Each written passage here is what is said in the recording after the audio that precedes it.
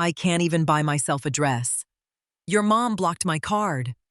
Brooke's voice pierced through the phone speaker on the kitchen counter, sharp and furious like a rusty nail scratching against glass. I was standing at the kitchen sink, washing my coffee mug. The water ran over my hands, warm and steady, a stark contrast to the screeching voice filling my kitchen. I didn't press the unmute button to argue. I just reached out with a wet finger and ended the call, plunging the room back into a comfortable silence. 15 minutes later, the front door flew open, hitting the hallway wall with a loud, violent crack. My son, Jason, stormed into the kitchen. His face was flushed deep red, his chest heaving like a bull about to charge. He kicked his boots off recklessly, not caring where they landed. He didn't say hello. He didn't ask how I was doing. Give me the password, he demanded, looming over me, using his height to cast a dark shadow across my face. I reached out and turned off the faucet. I dried my hands slowly on a linen dish towel, refusing to let him rush me. "Why are you doing this to her?" Jason yelled, stepping closer, his breath hot and frantic. Before I could even open my mouth to explain the bank statements, his hand shot out. The back of his knuckles struck my cheek with a sickening thud. My head snapped to the side.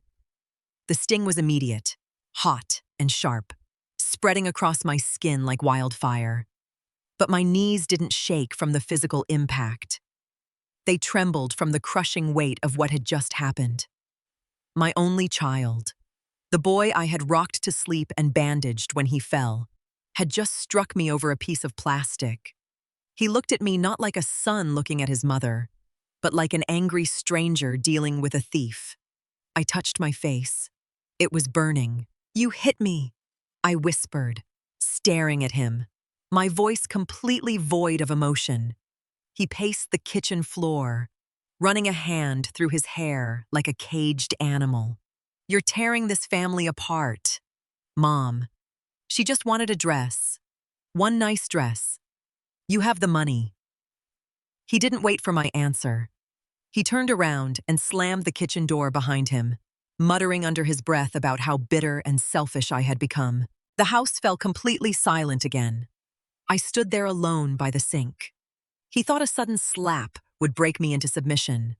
He was incredibly wrong. It only broke my remaining attachment to him. I walked over to the kitchen island and sat on the wooden stool. My cheeks still throbbed, a dull ache radiating to my jaw, but my mind was clearer than it had been in years. I pulled my laptop toward me, flipped it open, and logged into my banking portal. When my husband, Thomas, passed away 3 years ago, he left me the house fully paid off and a comfortable savings account. I never lived a flashy life. I kept my expenses low, cooked my own meals, and repaired things instead of replacing them. When Jason and Brooke asked to move in to save for their own house, I welcomed them warmly. I even gave them a credit card linked to my account for household emergencies and groceries. I scrolled through the recent statements. The numbers glowing on the screen made my chest tight. Thousands of dollars vanished every single month. There were charges from high-end boutiques I couldn't even pronounce. A designer handbag here, a luxury spa weekend there, $400 at an upscale salon, $2,000 for a velvet sofa they put in their bedroom. Brooke always had an excuse ready. She would bring me a cheap cup of coffee, smile sweetly, and talk about her intense stress. She called these massive purchases little self-care treats. I had ignored the warning signs because I wanted to keep the peace. I wanted my son to be happy under my roof. Not anymore. I didn't cry. I didn't call Jason to beg for an apology. Instead, I opened a new browser tab. Within 20 minutes, I had transferred every single dollar from the joint savings into a new, highly secure account under my name only.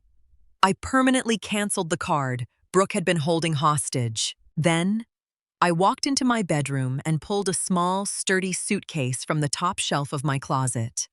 I didn't pack clothes. I packed the things that truly mattered. Thomas's vintage watch, our wedding albums, my birth certificate, and the original deed to this house. I slid the suitcase carefully under my bed, hidden far from view. They thought I was just a tired old woman who would eventually cave to keep her family together. They had no idea who they were dealing with. The next morning, the atmosphere in the house was thick with an unspoken, ugly tension. I woke up at my usual time, 6 o'clock sharp, and walked down to the kitchen to brew my coffee. Usually, I would also make a large pot for Jason and Brooke, set out their favorite ceramic mugs, and start a load of their laundry before they even woke up. It had become my daily routine, a desperate way to feel useful and appreciated. Today, I made exactly one small cup. I washed my mug, dried it meticulously, and put it away in the cupboard. Around 9, Brooke shuffled into the kitchen wearing a lavish silk robe she had bought with my money. She opened the empty coffee pot, rolled her eyes, and sighed loudly enough for the neighbors to hear. Seriously, Rose, you couldn't make enough for everyone, she scoffed, leaning her weight against the granite counter. I didn't look up from my morning newspaper. I turned the page slowly, the crisp rustle of the paper echoing loudly in the quiet room. And the internet is down, she added, tapping aggressively on her phone screen. Jason needs it for work, and I need to check my emails. Did you forget to pay the bill again? I canceled the premium package. I replied calmly, sipping my hot water with lemon. I only need a basic connection for my emails. If you and Jason want high-speed streaming for your shows, you'll need to call the provider and set up your own account. Brooke stared at me, her mouth slightly open in genuine shock. She was completely used to me apologizing, rushing around the house to fix whatever minor inconvenience she faced. Are you punishing us because of yesterday? She crossed her arms defensively. Jason was just stressed out from work. You provoked him by touching the money. I finally folded the newspaper and looked at her. I looked at the expensive robe, the fresh French manicure, the sheer entitlement dripping from her words. This is my house, Brooke. I am simply adjusting my personal budget. I stood up, walked past her without brushing her shoulder, and locked my bedroom door behind me. I heard her stomp heavily up the stairs to complain to Jason. Let them complain. If they wanted to act like the rulers of the house, it was time they paid like them. Later that afternoon, Jason and Brooke left the house in a rush, slamming the front door. I watched their car pull out of the driveway from my bedroom window. Once they were completely out of sight, I decided to do a little exploring in my own home. I had largely stayed out of the guest room since they took it over.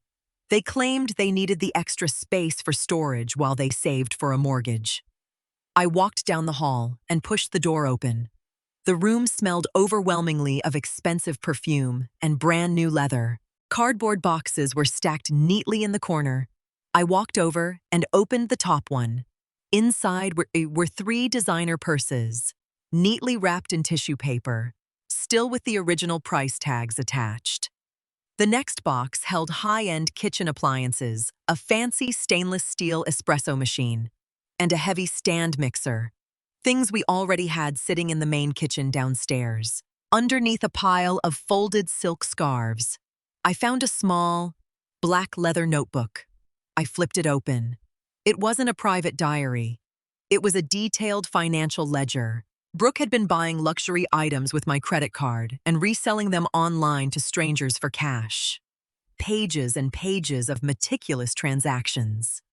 Bought for $800, sold for $600 cash. Bought for $1,200, sold for $950 cash. She wasn't just a spoiled daughter-in-law with a shopping addiction. She was running a quiet, calculated business using my retirement funds. hoarding the cash to build her own safety net. I pulled out my phone and took clear, bright photos of every page, every box, every designer tag. I didn't need these for a judge or a courtroom battle. I needed them to remind myself exactly who was sleeping under my roof and eating my food.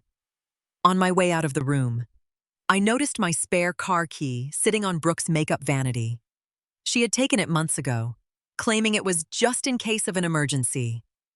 I picked it up and slipped it deep into my pocket. I walked back to my room, feeling a strange, powerful sense of calm. The confusion and the hurt from Jason's slap were completely gone, replaced by a cold, sharp focus. Brooke wasn't just draining my account. She was building an empire with it. That evening, Jason cornered me in the narrow hallway near the stairs.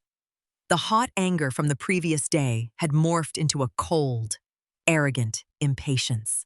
"Mom, we need to talk right now," he said, blocking my path with his broad shoulders. "Brooke is miserable. You cut the internet. You canceled the card. And there's no food.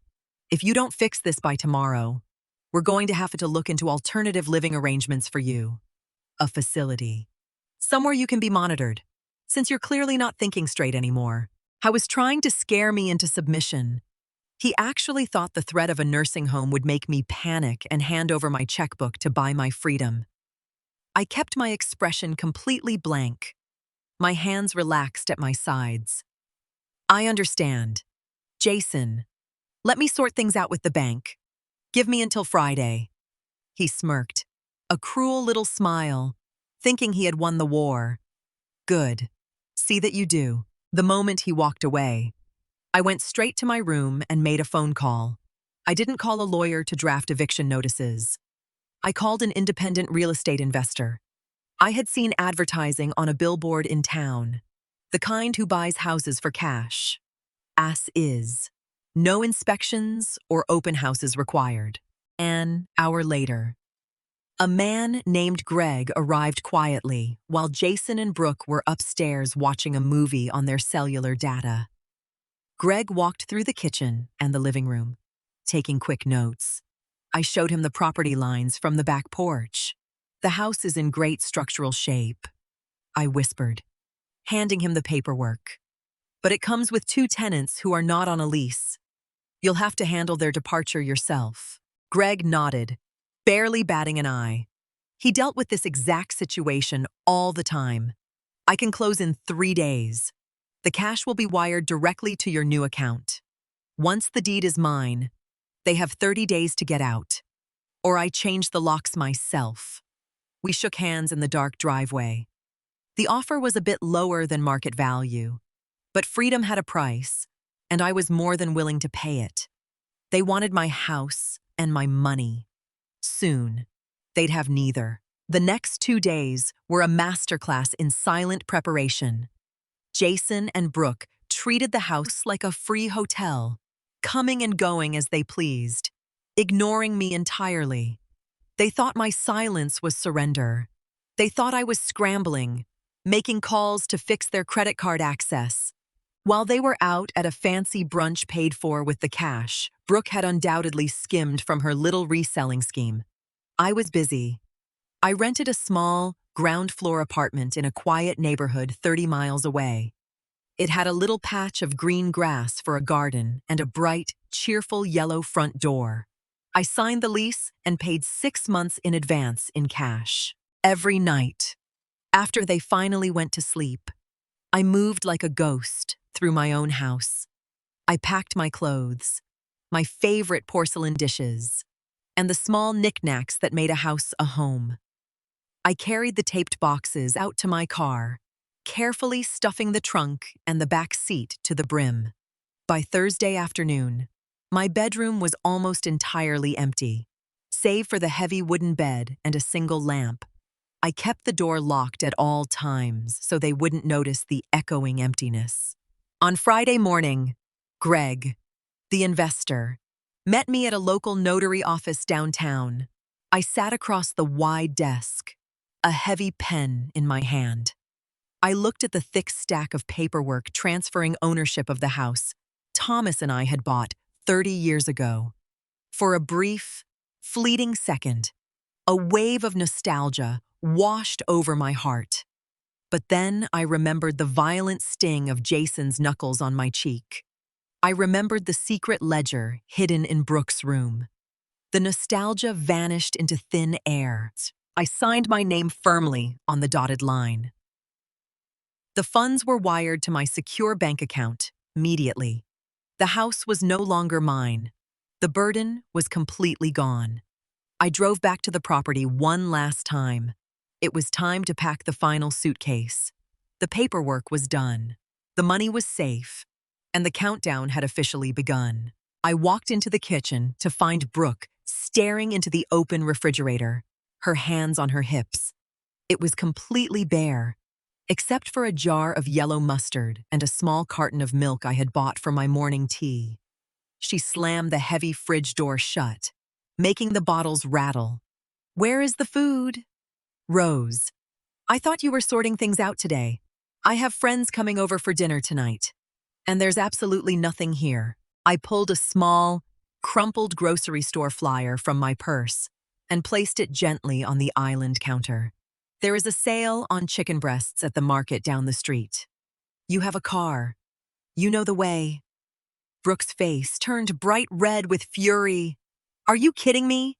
You expect me to go grocery shopping with my own money?" "Jason!" she screamed toward the stairs, her voice echoing off the walls. Jason came stomping down, his heavy footsteps shaking the hallway floorboards. "What is it now?" "Mom? Are you still playing these stupid games?" I picked up my purse and my car keys. I didn't raise my voice. I didn't flinch or step back when he invaded my personal space. "There are no games." "Jason," I said softly, looking up at him. "You promised you'd fix the card by today," he sneered, pointing a finger at my chest. "Or did you forget our conversation about finding a nice, secure facility for you to live in?" I looked him dead in the eye, my gaze steady. "I didn't forget a single word you said to me. Not one." Brooke rolled her eyes dramatically. "Just give us the new card." "Rose, stop being so dramatic. You're ruining my entire evening." I walked past them toward the front door. They were so incredibly busy, complaining about groceries and internet bills. They completely failed to notice that there was nothing left of mine in the living room. My favorite floral armchair was gone. The family photos on the mantel were missing. "I'm going out," I stated, putting my hand on the doorknob. "Don't bother coming back until you have a working credit card," Jason shouted after me. I smiled as I stepped onto the wooden porch. "Don't worry, I won't." I sat in my car, parked a few houses down the street, the engine idling quietly as I watched the driveway. 30 minutes later, Greg pulled up in a large white utility truck. Two burly men in heavy work shirts and boots got out with him, carrying clipboards and tool belts.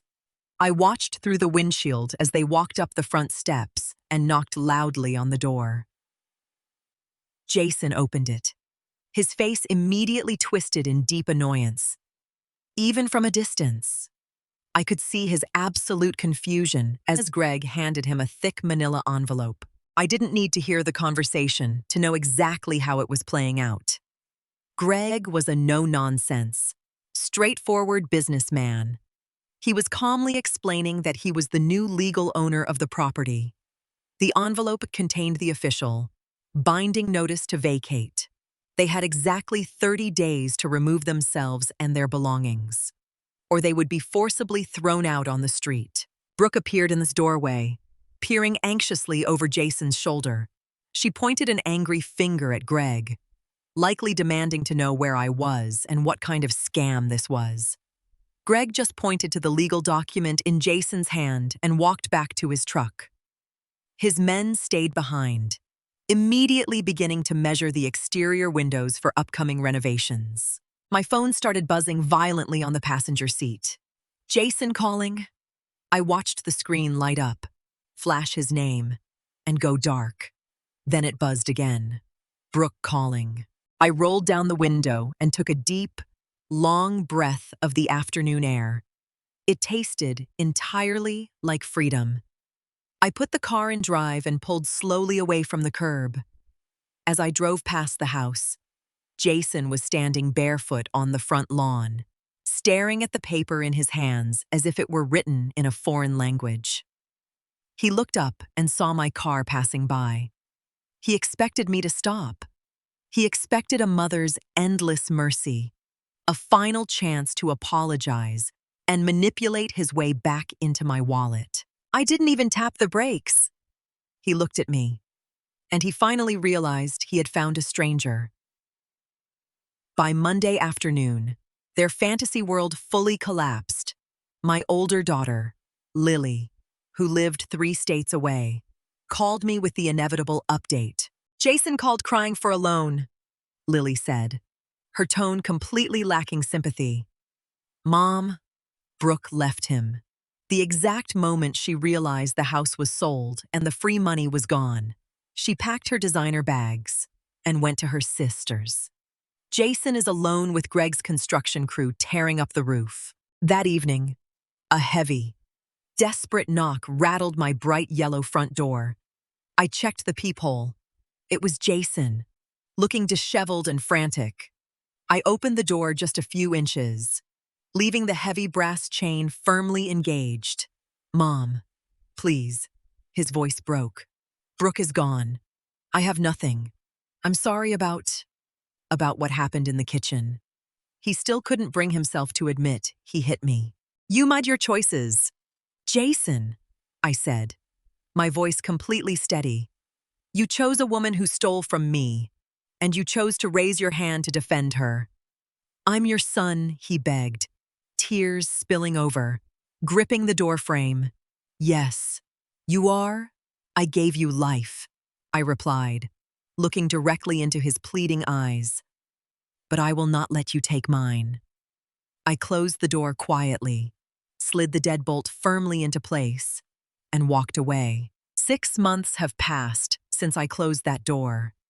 The quiet in my new apartment isn't the heavy, mournful silence of grief. It breathes with absolute freedom.